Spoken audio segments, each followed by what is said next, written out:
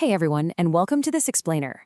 Today, we're diving into Brazil, a truly fascinating nation that is absolutely defined by two words: scale and contrast.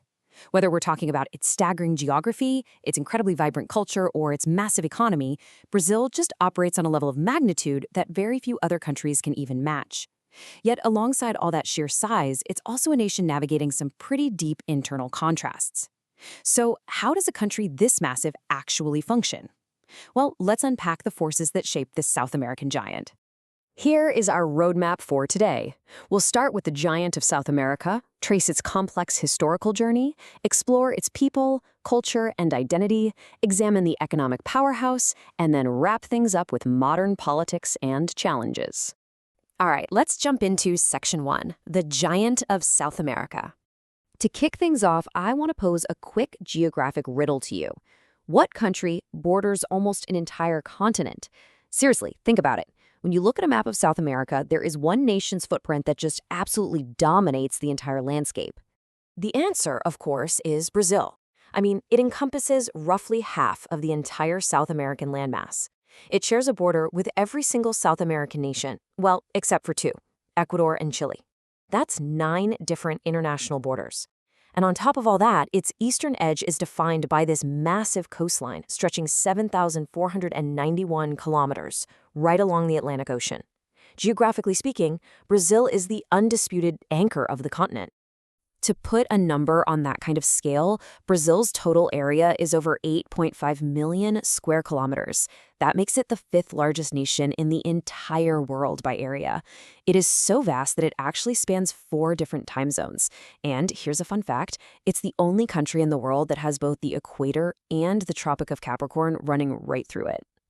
But it's not just about the size of the land, it's really about what that massive territory contains. Brazil is home to 60% of the Amazon rainforest.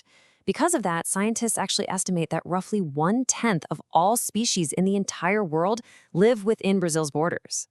The biodiversity here is just staggering. We are literally talking about 55,000 known plant species, 3,000 freshwater fish, and over 689 mammal species. It ranks first among the 17 megadiverse countries on Earth.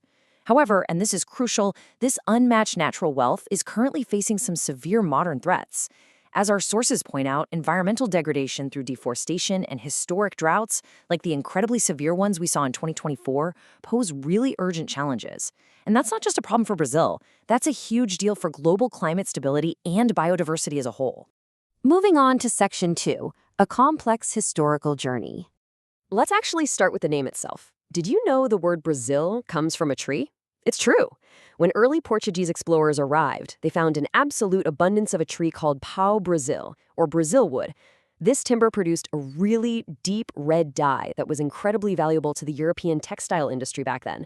It quickly became the territory's earliest commercially exploited product, and the name just stuck, officially replacing the original Portuguese name, which was the Land of the Holy Cross.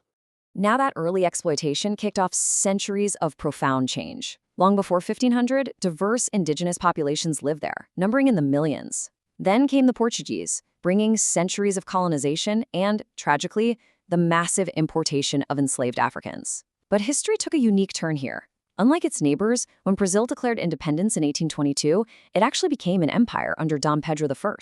Slavery was gradually abolished, finally ending in 1888. Then, by 1889, a military coup established a republic. The 20th century was kind of a roller coaster, seeing periods of democracy that were punctuated by an authoritarian military dictatorship from 1964 all the way to 1985. That eventually led to the current democratic constitution, which was enacted in 1988. Okay, Section 3, People, Culture, and Identity. So who actually lives in this massive country today? The 2022 census reveals the incredible diversity of the Brazilian population. We see a highly mixed ethnic makeup. 45.3% identify as Pardo, which means mixed race, 43.5% identify as white, 10.2% as Black, with smaller but significant percentages of Indigenous and East Asian populations. This rich demographic tapestry is a direct result of those Indigenous roots, European colonization, the African diaspora, and later waves of global immigration. All of these forces shaped this current population of over 213 million people. And alongside this ethnic diversity, we're also seeing some really fascinating shifts in faith. Historically, Brazil has been overwhelmingly Catholic. And as the 2022 data shows, Catholicism still holds the lead at just under 57%. However, the Protestant demographic has risen rapidly, hitting nearly 27%. We also see about 9% of the population identifying with no religion, right alongside vital traditions of Spiritism and Afro-Brazilian religions, which often beautifully blend elements of traditional beliefs with Catholicism. So what exactly unites a population this massive and diverse? Well, it's language. Brazil is the only Portuguese-speaking nation in the Americas, and that is a massive, core part of their national identity. But it's not totally uniform. While Portuguese is the official language used in government and media, minority languages are actually protected.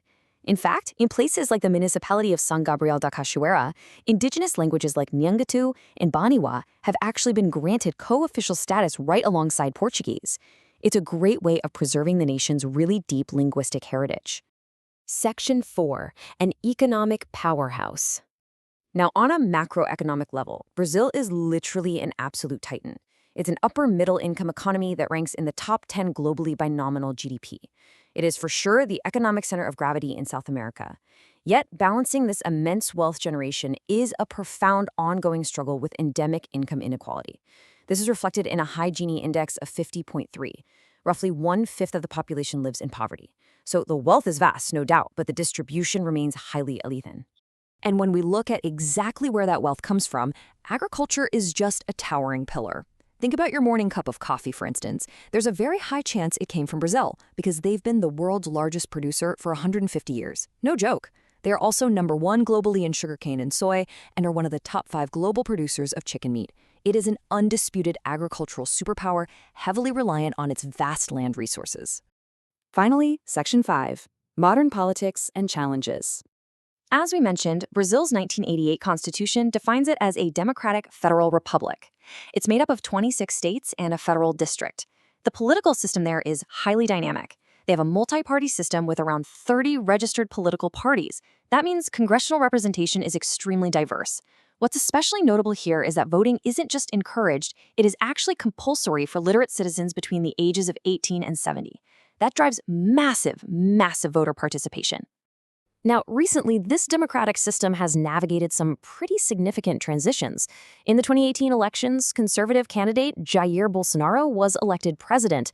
Then, 4 years later, in a highly contested 2022 election, former president Luiz Inácio Lula da Silva won the vote and returned to office.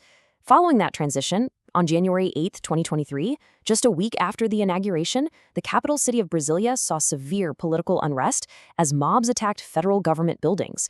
It was a really stark moment for the country, one that deeply tested the resilience of its modern democratic institutions. Which brings us to our final thought.